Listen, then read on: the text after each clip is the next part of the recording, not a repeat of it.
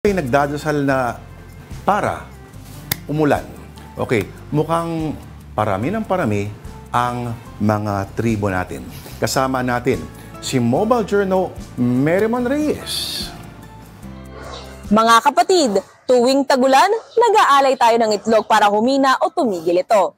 Ngayon naman, na sobrang init at tuyot ng panahon, ano namang ritual ang pwedeng gawin para umulan?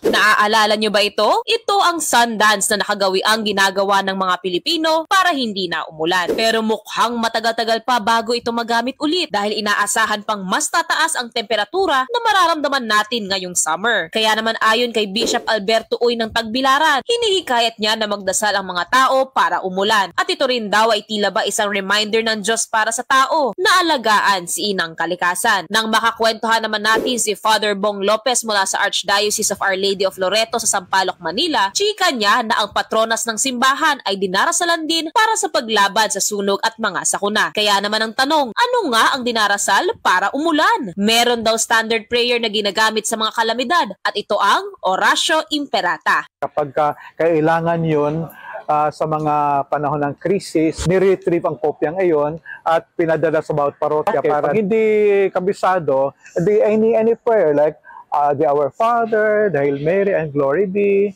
yun, or any personal prayer that we offer to the Lord, no, for the Lord to intervene, no, para matapos ang krisis. Para naman sa mga kapatid nating Islam, meron din daw tinatawag na Salatu Istisqa na dinarasal. Yan yung paghingi ng ulan mula sa Allah Subhanahu wa Ta'ala, sa tagapaglikha na si Allah Subhanahu wa Ta'ala. Ang pagsagawa nito, so kung nakikita niyo naman yung ritual o dasal ng mga kamusliman kapag yung Idul Fitr at Idul Adha, so ganun po yung pagsagawa ng Salatul Istisqa.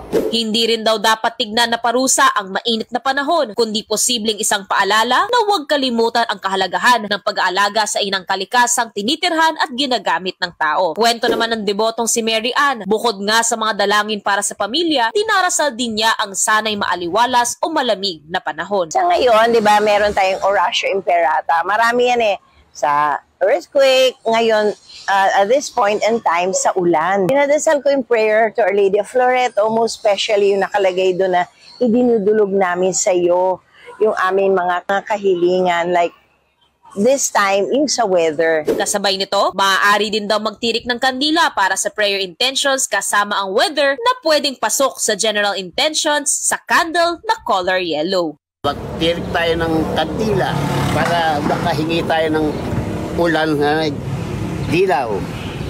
Init na init tayo para makahingi tayo ng ulan na para papano maka-survive tayo sa init. Nasa Diyos ang awa, pero nasa tao ang gawa. Kasabay ng dasal, dapat may aksyon din tayo sa pag-alaga kay Mother Earth para laging maganda ang panahon.